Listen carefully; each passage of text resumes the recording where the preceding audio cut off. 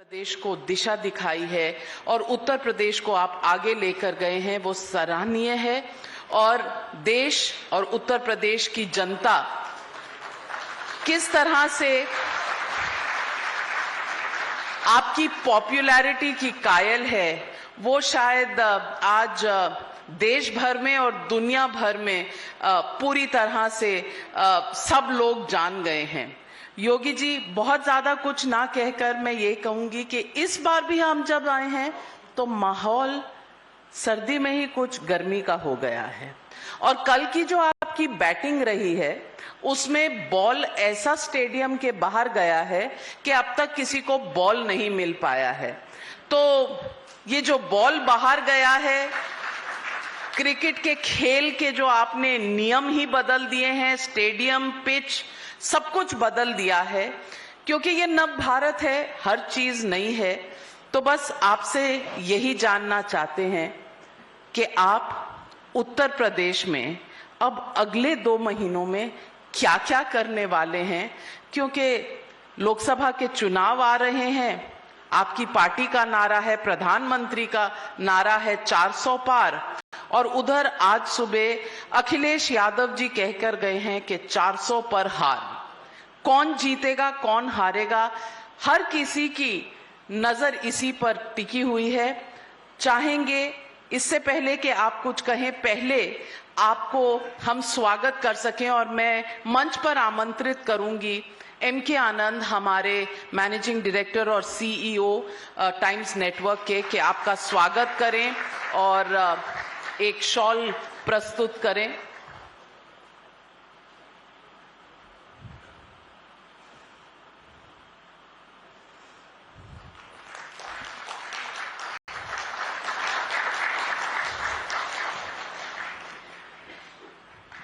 बहुत बहुत धन्यवाद एम.के. आनंद जी। स्वागत हो चुका है, तो आपके और दर्शकों के बीच में मैं नहीं आना चाहूंगी, आपको आमंत्रित करूंगी। आप चाहे वहां से, क्योंकि हम हर हाल के लिए तैयार होते हैं। कलम होती थी पहले पत्रकारों के हाथों में, आजकल माइक है, माइक भी है, कैमरा भी है।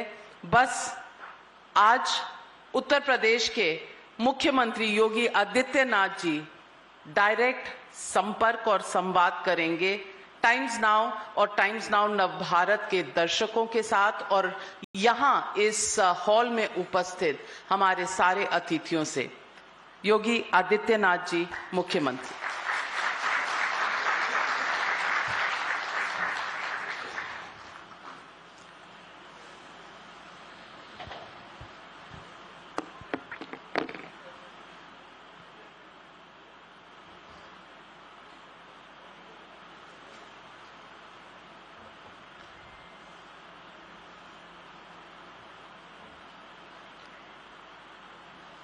टाइम्स नाउ के इस संवाद कार्यक्रम में मंच पर उपस्थित टाइम्स नेटवर्क की editor in chief Shrimati Navika Kumar ji,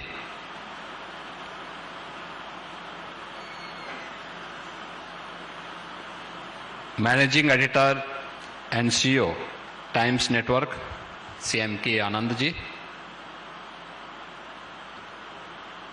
managing editor Times Network Shri Mihir Bhatt ji, संवाद कार्यक्रम में उपस्थित प्रदेश सरकार में मेरे वरिष्ठ सहयोगी, प्रदेश के वित्त और संसदीय कार्य विभाग के मंत्री श्री सुरेश कुमार खन्ना जी, टाइम्स नेटवर्क से जुड़े हुए हमारे सभी अन्य महानुभाव, उपस्थित महानुभाव, मैं आप सभी का हृदय से अभिनंदन करता हूं। टाइम्स नेटवर्क को इस बेहतरीन संवाद के लिए हृदय से धन्यवाद देते हुए उनका भी अभिनंदन करता हूं। टाइम्स नेटवर्क को मैंने 2 वर्ष पहले इस प्रकार का सीजन चल रहा था और तब भी मैंने कहा था उस समय जब नाविका कुमार जी ने इंटरव्यू लेते समय मुझे पूछा था कि क्या होगा, क्योंकि जो उत्तर प्रदेश के बारे में किंवदंती थी कि उत्तर प्रदेश में कोई मुख्यमंत्री पूरा कार्यकाल पूरा करने के बाद कभी रिपीट नहीं होता है, कोई मुख्यमंत्री अपना कार्यकाल पूरा करने के बाद दूसरी बार आ जाए, ये कभी नहीं हुआ है। इस बार क्या होगा? तो उस समय मैंने कहा था कि इसी के लिए मैं आया हूं और चिंता मत करिए, फिर हम लोग आएंगे। और आज फिर से हम लोग आपके बीच में आए हैं। मैं सबसे पहले आपको बधाई देता हूं। अयोध्या में 500 वर्षों के बाद प्रभु श्री रामलला अपने भव्य, दिव्य और नव्य अयोध्या में अपने स्वयं के मंदिर में विराजमान हुए हैं। इसके लिए मैं आप सभी को, सभी टाइम्स नेटवर्क से जुड़े हुए सभी दर्शकों का भी हृदय से अभिनंदन करता हूं और उनको बधाई भी देता हूं। आज एक नई अयोध्या के दर्शन हो रहे हैं, तो नई अयोध्या नए उत्तर प्रदेश में ही आएगी और नया उत्तर प्रदेश ये नए भारत का नया उत्तर प्रदेश है। स्वाभाविक रूप से हर व्यक्ति को बोलने का पूरा अधिकार है।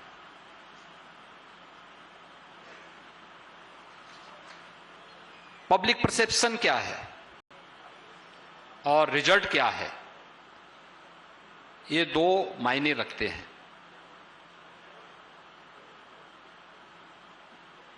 2017 के पहले का उत्तर प्रदेश, 2017 के बाद का उत्तर प्रदेश, 2014 के पहले का भारत, 2014 के बाद का भारत।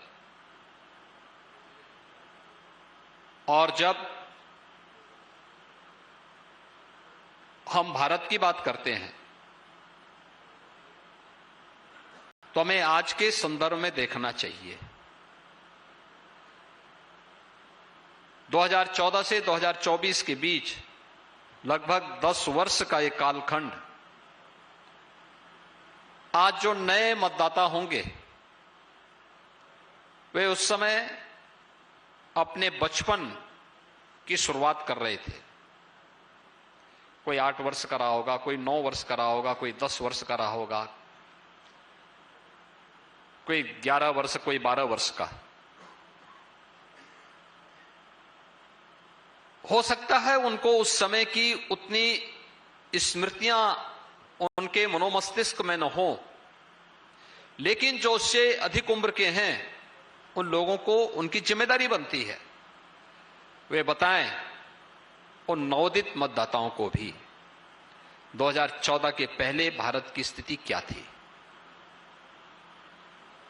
भारत के पासपोर्ट की कोई कीमत नहीं थी। वैश्विक मंच पर भारत की स्थिति क्या थी, हर कोई जानता है।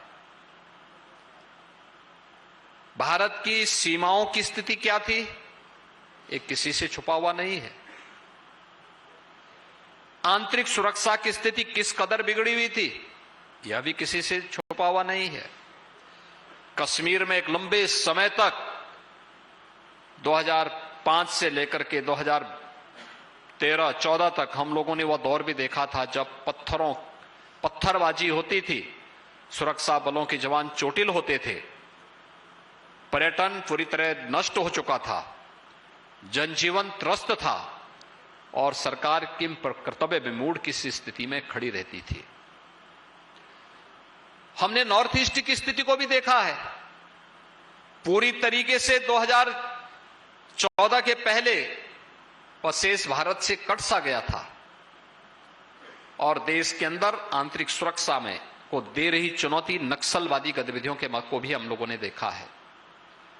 कौन नहीं जानता है, वह दौर था जब कॉमनवेल्थ गेम्स होते हैं तो गेम्स तो बाद में हुए होंगे, लेकिन भ्रष्टाचार की वो पहले आ गई थी और उस समय के मंत्री को जेल जाना पड़ा था।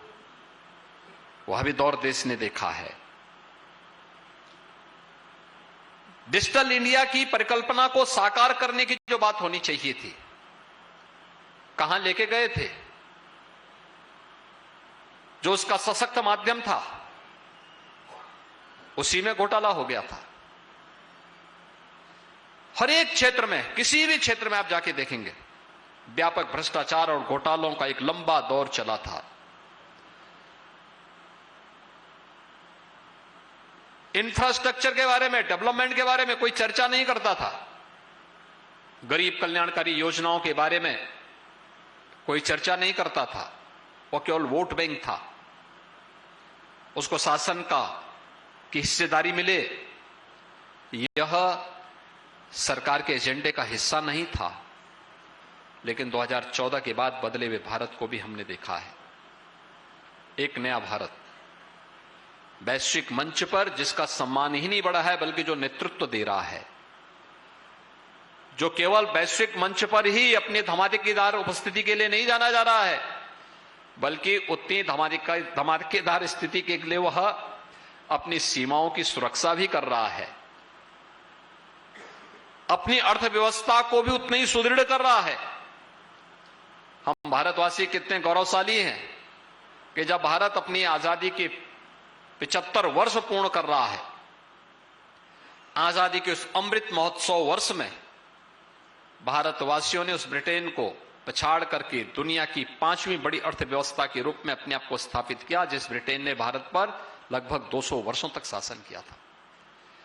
एक नया भारत इस रूप में, और इंफ्रास्ट्रक्चर के लिए highway, railway, metro, rapid rail, air connectivity, हवाई चप्पल पहनने वाला भी हवाई जहाज की यात्रा करेगा, यह परिकल्पना साकार हुई है आज। इनलैंड वाटरवे, पब्लिक ट्रांसपोर्ट की आधुनिकतम सुविधाएं आज देश के अंदर देखने को मिल रही हैं। इन सब के साथ ही गरीब कल्याण योजनाओं का लाभ, केवल योजनाएं प्रारंभ नहीं होना है, बल्कि योजना का लाभ बिना किसी भेदभाव के हर भारतवासी को प्राप्त हो सके। जो कभी कल्पना थी, आज वह साकार हुई है। जो एक गरीब पहले सोचता था कि क्या मुझे भी कभी इस योजना का लाभ मिल पाएगा, आज वह उस योजना का लाभ प्राप्त कर पा रहा है। योजनाएं किसी जाति, मत, मजहब की तुष्टि के लिए नहीं, बल्कि भारत की 140 करोड़ जनता की संतुष्टि का कारण बन रही है। और यही सच्चा लोकतंत्र है, जहां पे जनता को जनार्दन के रूप में पूजा जा रहा हो और जनार्दन के रूप में उसकी संतुष्टि के लिए सरकार उस प्रकार की योजनाओं को क्रियान्वित कर रही है, जिसमें उसको शासन पे विश्वास है और योजनाओं का प्रभावी क्रियान्वयन भी वहां पे देखने को मिल रहा है। ये नया भारत है। यहां पे नौजवानों की आजीविका भी है, तो बिना भेदभाव के उसकी आस्था का भी सम्मान है। नहीं तो उत्तर प्रदेश जैसे राज्य की क्या स्थिति थी 2017 के पहले? अगर 14 के पहले भारत में यह परिवर्तन का एक दौर प्रधानमंत्री मोदी जी के नेतृत्व में चला, जितना भी आप देख रहे होंगे, ये जितना भी क्रांतिकारी परिवर्तन आपको देखने को मिल रहा है, वह एक करिश्माई व्यक्तित्व जिनकी लीडरशिप में 2014 में भारत आया, और आज उनके नेतृत्व में एक नए भारत का दर्शन हम सब कर रहे हैं। एक नया भारत, वो हर एक क्षेत्र में इंफ्रास्ट्रक्चर के लिए है, तो ईज ऑफ डूइंग बिजनेस के लिए भी उसी प्रकार का स्थान है। अगर गरीब कल्याणकारी योजनाओं का लाभ देने की बात होती है या किसान सम्मान निधि है, तो ईज ऑफ लिविंग भी है। ये सभी कार्य एक साथ हो रहे हैं। तो इन सब कार्यों को जब हम देखते हैं आज के दिन पर, चाहे वह गरीब कल्याणकारी योजनाओं में किसी भी सेक्टर को आप छुएंगे, युवा का हो, किसान का हो, महिलाओं का हो, श्रमिकों का हो, व्यापारियों का हो या सामान्य जनमानकी का हो, किसी का भी, सभी लोगों को बिना भेदभाव के शासन की योजनाओं का लाभ प्राप्त हुआ। एक और यह पक्ष है, लेकिन योजनाओं को बनाना ही नहीं, उन योजनाओं का प्रभावी क्रियान्वयन। अब मैं आपके सामने बताता हूं कि कैसे उत्तर प्रदेश आम जनमानस के विश्वसनीयता का प्रतीक बना। मई 2014 में केंद्र में मोदी जी के नेतृत्व में सरकार बनती है और मई 14 के बाद से देश के अंदर जो कार्यक्रम बने, मार्च 17 तक उत्तर प्रदेश उन सब में सबसे फिसड्डी राज्य माना जाता था। उत्तर प्रदेश का मतलब देश के विकास में ब्रेकर, एक बाधा। उत्तर प्रदेश के नौजवान अपनी पहचान छुपाने के लिए मजबूर थे। उत्तर प्रदेश हर एक योजना में पीछे था, किसी भी गरीब कल्याणकारी योजनाओं का हो, इंफ्रास्ट्रक्चर का हो, या फिर उत्तर प्रदेश के अंदर चाहे वह सुरक्षा और कानून व्यवस्था की स्थिति का हो, हर एक मामले में उत्तर प्रदेश कहीं उसका स्थान नहीं था। आबादी हमारी नंबर 1 पर थी, लेकिन अर्थव्यवस्था में हम देश के अंदर 6-7वें स्थान पर थे। केंद्र सरकार की किसी भी योजना में उत्तर प्रदेश का कोई स्थान नहीं था। पीएम आवास योजना लागू होती है, उत्तर प्रदेश सबसे पीछे, उत्तर प्रदेश ने लागू ही नहीं किया। स्वच्छ भारत मिशन 2 अक्टूबर 2014 को लागू होता है, उत्तर प्रदेश ने उसमें कोई रुचि ही नहीं ली थी। जनधन योजना में गरीबों के अकाउंट खुल सकें, उत्तर प्रदेश में यही बहस चल रही थी कि इसमें कितना पैसा आ रहा है, यानी उनकी नियत पैसे में थी। गरीब के जीवन में सरलता लाई जा सके, उसको शासन की योजनाओं के साथ जोड़ा जा सके, इस पे नहीं, वे इस पे बहस कर रहे थे कि इसमें कितना पैसा पड़ रहा है। यानी बदनीयती थी सरकार की, और यही राज्य के अंदर 2017 के पहले हो रहा था। और 2017 के बाद आपने इस बदलते हुए उत्तर प्रदेश को देखा है।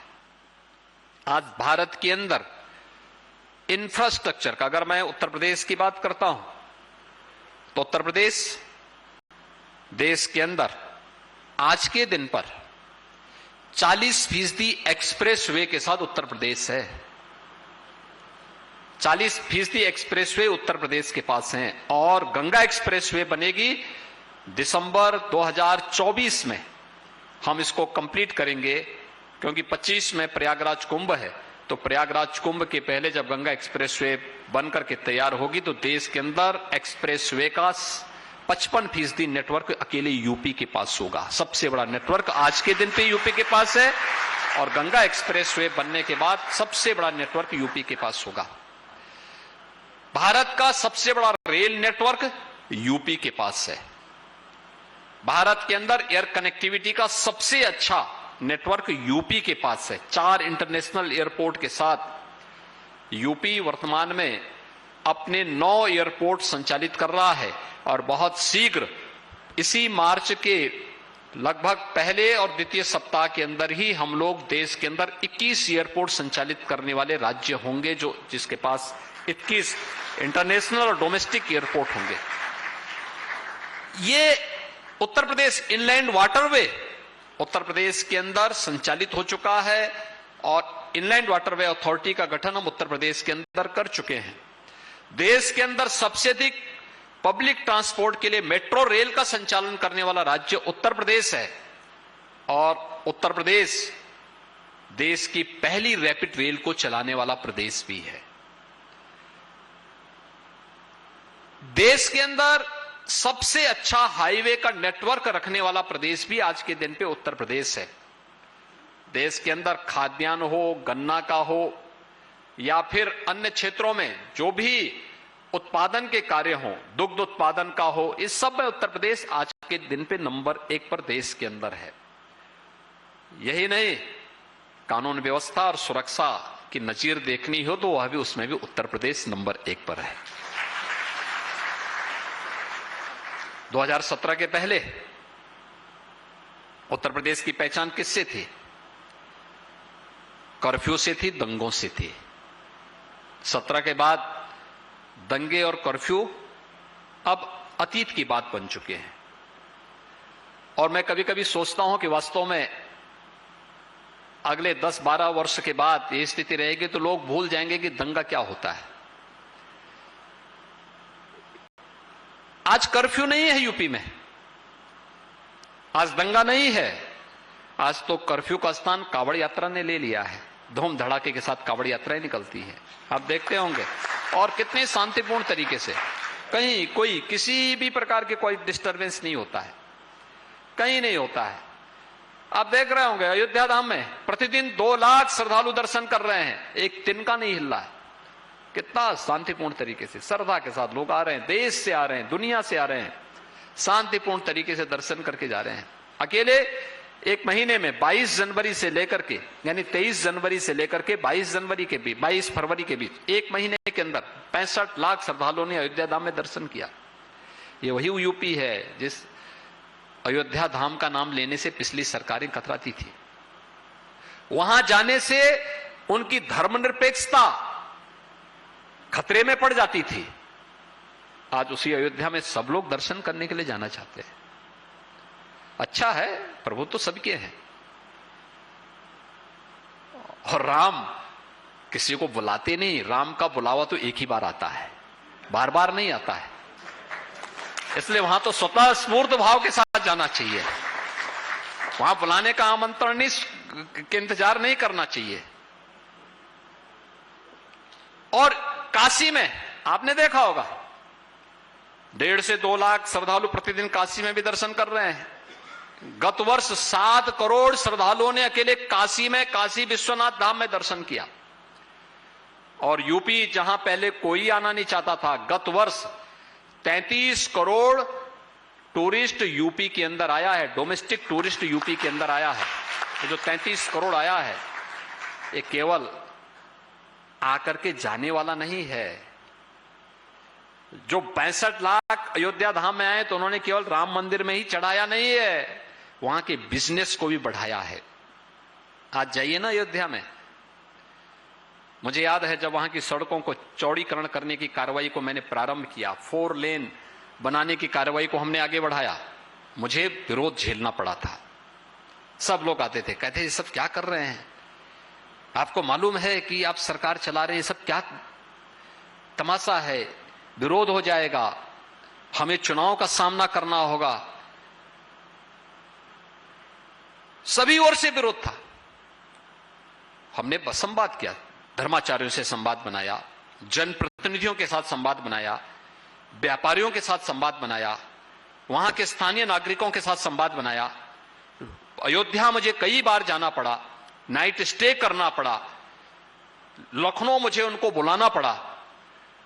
और आज जब मैं उनसे बातचीत करता हूं, मैंने कहा ना, उस समय मैंने कहा था, मैंने कहा देखो, जो देगा वो खुशहाल होगा, जो नहीं देगा पश्चाताप करेगा। आज जब मैं जाता हूं, जिन लोगों ने नहीं दिया तो कहते हैं साहब हमारी जमीन भी ले लेते। तो मैंने कहा तो गया काम भाई, वो तो एक ही बार मौका आता है, अवसर ईश्वर सबको देते हैं, लेकिन उस अवसर का लाभ हर एक व्यक्ति नहीं उठा सकता। जिसने राम के काज में अपनी आहुति दी है वह कभी बदहाल नहीं हो सकता है, उसको खुशहाल होना ही होना है। और प्रभु की क्या कृपा है आज अयोध्या में। आज आप जाइए ना, वहां पे जिन्होंने अपनी जमीनें स्वतःस्फूर्त भाव के साथ दी, मुआवजे की चिंता नहीं की, आज उनका बिजनेस 50 गुना, 75 गुना, 100 गुना तक बढ़ा है।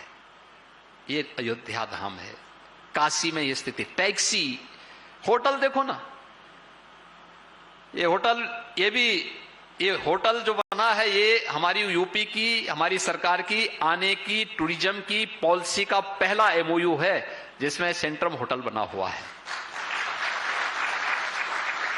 यूपी की पॉलिसी की डिफेंस कॉरिडोर प्रधानमंत्री जी ने 2018 में घोषित की थी यूपी के लिए, और अभी मैं 2 दिन पहले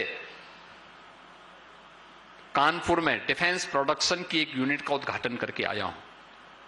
एम्युनिशन बनाने की एक बहुत अत्याधुनिक कारखाना बना है। यानी आत्मनिर्भरता के लक्ष्य को प्राप्त करने के लिए उत्तर प्रदेश भारत का ग्रोथ इंजन के रूप में कैसे अपनी भूमिका का निर्वहन कर सकता है, यह आज देखने को मिल रहा है। तो यही उत्तर प्रदेश है जिसकी पहचान क्या थी, उन लोगों को सोचना चाहिए कहां लेके गए थे उत्तर प्रदेश। ऐसा नहीं कि उत्तर प्रदेश की जनता जनार्दन ने मौका ना दिया हो, कहां लेके गए थे, क्या पहचान थी हमारी। दंगा था, कर्फ्यू था, गड्ढा युक्त सड़कें थी और अंधकार में रहने के आदी थे। स्कूल कॉलेजेस की स्थिति क्या थी, स्वास्थ्य केंद्रों की स्थिति क्या थी। आज यूपी कहां बढ़ा है, इंटर स्टेट कनेक्टिविटी 4 लेन से जुड़ चुकी है। बिजली बिना भेदभाव के सभी 75 जनपदों के सभी 1 लाख गांवों में बिजली का नेटवर्क है, बिजली पहुंच रही है, बिना भेदभाव के दे रहे हैं। हमने जाति मत और मजहब के आधार पर भेदभाव नहीं किया, योजनाओं के लाभ में किसी प्रकार का भेदभाव नहीं किया, क्योंकि मोदी जी ने तो एक ही मंत्र दिया था, सबका साथ और सबके विकास का। हमने उसी को अंगीकार किया। नौकरी और रोजगार, मुझे याद है जब 2017 के अंत में नवंबर का माह था, उस समय हमारे प्रदेश के औद्योगिक विकास के मंत्री और प्रदेश के उस समय के औद्योगिक विकास के आयुक्त मेरे पास आए। उन्होंने कहा साहब इन्वेस्टर समिट के लिए आपने कहा था। मैंने कहा था क्या तैयारी की है बताइए।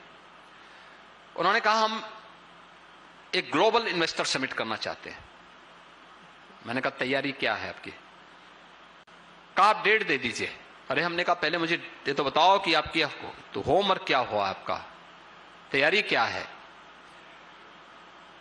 उन्होंने कहा कि हम तैयारी कर लेंगे। मैंने कहा नहीं, तैयारी करके तब मेरे पास आओ। मैंने कहा टारगेट क्या रखा है। उन्होंने कहा 20,000 करोड़। मैंने कहा 20,000 करोड़, तो फिर उसकी तैयारी तो फोन करेंगे, उससे भी कहीं से आ जाएगा, कोई दिक्कत नहीं। आप एक काम करिए, बड़े लक्ष्य को लेकर के चलिए। उन्होंने कहा कितना। मैंने कहा लोअर लिमिट 2 लाख करोड़ का रखिए। कहा 2 लाख करोड़। मैंने कहा हाँ। कहा अरे आपको मालूम है इतना तो यूपी का बजट नहीं है। तो हमने कहा यूपी के बजट से ज्यादा निवेश जब होगा तभी नौकरी आएंगी, तभी रोजगार का सृजन होगा, तभी विकास होगा जी। दोनों लोग सिर लटका करके चले गए थे। कहा कि ये नहीं हो पाएगा। मैंने कहा ये होगा, रोड शो की तैयारी करो, मैं भी चलूंगा और तब डेट तय करेंगे। वे लोग एक जगह गए 2,000 करोड़ का प्रस्ताव, दूसरी जगह गए 5,000 करोड़ का, तीसरी जगह गए तो मेरे पास आए। कहा देखिए साहब हमने तो आपको 20,000 करोड़ का बताया था, देखिए 2,000 5,000 आ रहा है। मैंने कहा देखो एक जगह मैं जाऊंगा, जितना मैंने कहा उससे ज्यादा लेके आएंगे, चिंता मत करो भी। तो एक जगह मैं स्वयं गया और बातचीत करने के लिए रात्रि को रुका। एक से बातचीत, उद्यमी से बातचीत, एक इन्वेस्टर से बातचीत शुरू हुई। जो भी कहता कहे साहब आप आए हैं, सरकार ठीक दिशा में काम कर रही है, लेकिन हम तो कसम खाए हैं कि यूपी नहीं जाएंगे। वे क्यों कसम खाए हैं। देखो साहब जो व्यवहार वहां हमारे साथ हुआ है, हमारे लोगों के साथ हुआ है, कभी नहीं जाएंगे।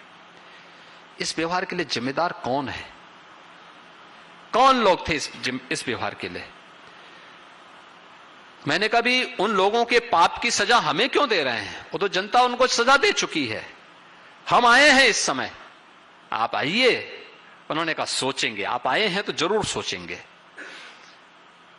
खैर हमने अपना पहला इन्वेस्टर समिट किया था। मैंने ग्लोबल शब्द हटवा दिया था।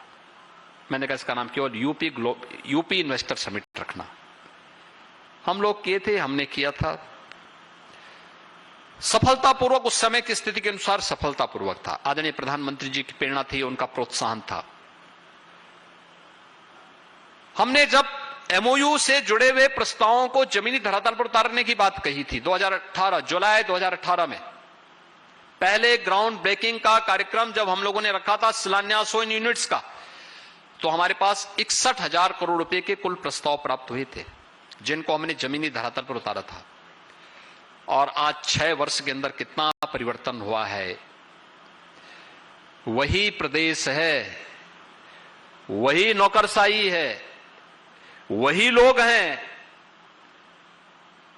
केवल लीडरशिप और कार्य संस्कृति बदली है। आज हमें अभी 19 फरवरी को प्रधानमंत्री जी से हमने ग्राउंड ब्रेकिंग कराया है। 10,24,000 करोड़ रुपए के निवेश के प्रस्ताव उत्तर प्रदेश की जमीन पर उतरे हैं और 35 लाख उत्तर प्रदेश के नौजवानों को सीधे सीधे से नौकरी की गारंटी मिलेगी।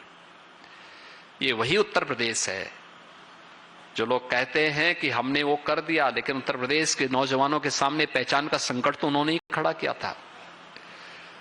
जो लोग कहते हैं कि हम विकास करना चाहते थे, लेकिन किसी के लिए चाचा और किसी के लिए काका भारी पड़ रहे थे, नहीं कर पा रहे थे, आज कहते हैं साहब हम भी शुरुआत किए थे, लेकिन शुरुआत रिजल्ट क्या है, वह रिजल्ट आज यह सरकार दे रही है और इसलिए जनता के विश्वास की प्रतीक बनी हुई है।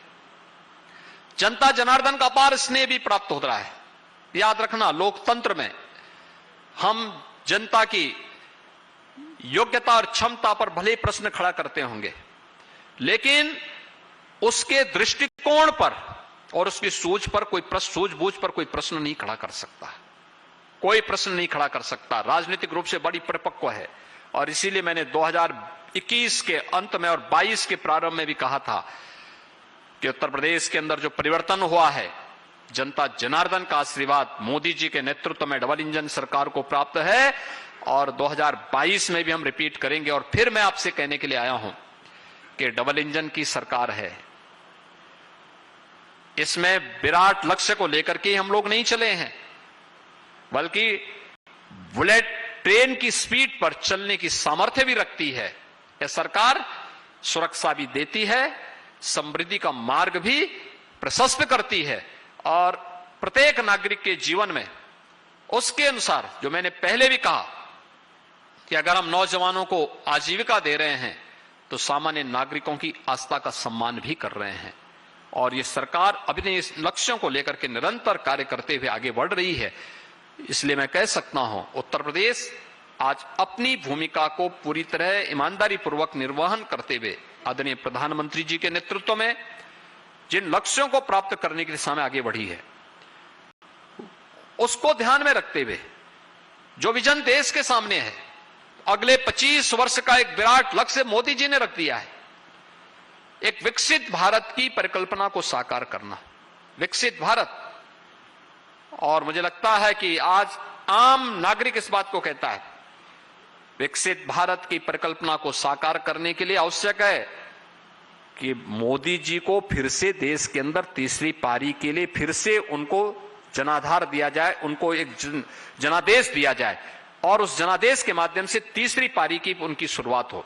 और हम कह सकते हैं कि तीसरी पारी में भारत दुनिया की तीसरी बड़ी अर्थव्यवस्था के रूप में स्थापित होगा, कोई संदेह नहीं।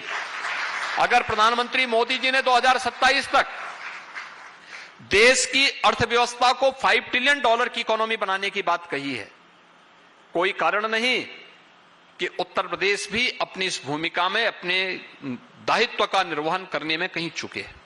हम $1 ट्रिलियन की इकोनॉमी बनाने की दिशा में अग्रसर हुए हैं और उत्तर प्रदेश के पिछले 7 वर्ष की इस यात्रा में यूपी की जो ग्रोथ रेट है, यूपी की जीडीपी से और पर कैपिटा इनकम से हम लोग अनुमान लगा सकते हैं।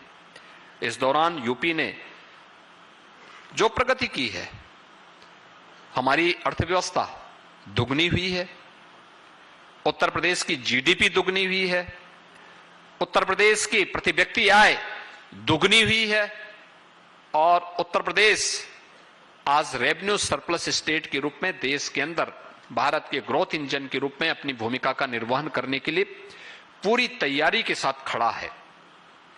आज उत्तर प्रदेश ने ढेर सारे अन्य सेक्टर भी चिन्हित किए जिन पे हम कार्य कर सकते हैं और कार्य कर रहे हैं, कुशलता पूर्वक अपने कार्यक्रमों को आगे बढ़ा रहे हैं। हमारे पास जो सेक्टर पहले से मौजूद थे, सबसे अच्छा कृषि का क्षेत्र था, पर्याप्त जल संसाधन था। इस सेक्टर पर पर्याप्त कार्य करने के बाद एमएसएमई का जो सबसे बड़ा बेस यूपी के पास था, हमने इसको 1 डिस्ट्रिक्ट 1 प्रोडक्ट के माध्यम से प्रमोट किया।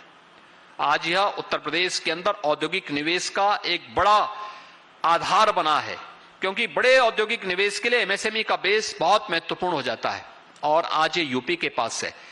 हमारा डिफेंस कॉरिडोर इसी के इर्द गिर्द पनप रहा है, फल फूल रहा है और देश के अंदर जो 2 डिफेंस मैन्युफैक्चरिंग कॉरिडोर थे, उनमें से यूपी का सफलतापूर्वक आगे बढ़ करके सफलता की नई ऊंचाइयों को प्राप्त कर रहा है।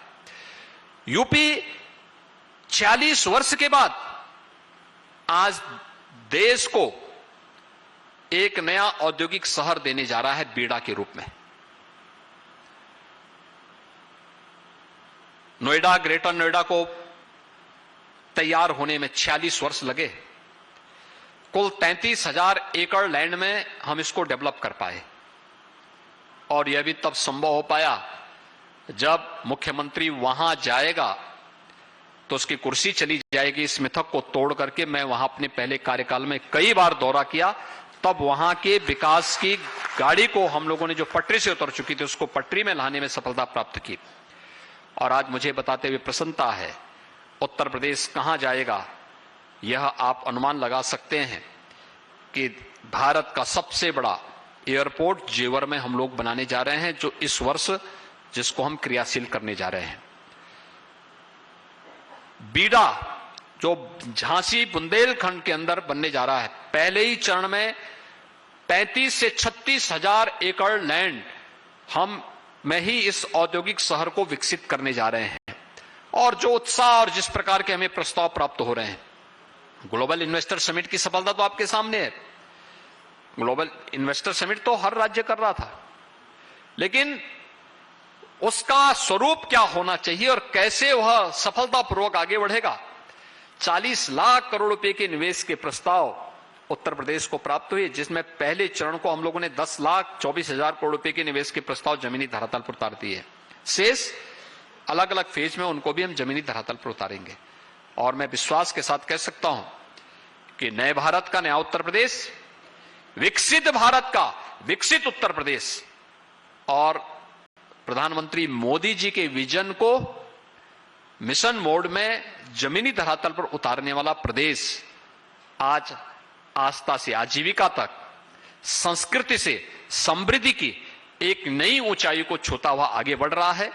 और मैं विश्वास के साथ कह सकता हूं कि उत्तर प्रदेश अपनी भूमिका का निर्वहन भी करेगा। और जो अभी पार्टी ने लक्ष्य, अपने राष्ट्रीय अधिवेशन में लक्ष्य तय किया है कि भारतीय जनता पार्टी 2024 में 370 के लक्ष्य को पार करेगी, और भारतीय जनता पार्टी अपने सहयोगियों एनडीए की मदद से 400 पार के लक्ष्य को भी पूरा करके फिर एक बार मोदी सरकार के लक्ष्य को लेकर के उत्तर प्रदेश बेहतरीन प्रदर्शन करते हुए, उसकी एक झलक कल आपको देखने को मिली होगी। और बाकी अब चुनाव की घोषणा अगले 12-15 दिन के अंदर जब भी होती है, इस दौरान इसके बाद देखने को मिलेगी। और मैं फिर आपसे कह सकता हूं, टाइम्स नाउ को मैं इस बारे में फिर आश्वस्त करता हूं कि उत्तर प्रदेश अब तक का सबसे बेहतरीन परिणाम प्रधानमंत्री मोदी जी के नेतृत्व में उत्तर प्रदेश से दे करके फिर से अपने आप को साबित करेगा। टाइम्स नाउ को इस संवाद के लिए मैं एक बार फिर से हृदय से धन्यवाद देता हूं। आप सबको प्रभु रामलला के 500 वर्षों के बाद विराजमान होने पर हृदय से बधाई और अपना अभिनंदन आप सबके प्रति व्यक्त करते हुए अपनी वाणी को यहीं पे विराम देता हूं। धन्यवाद। जय हिंद।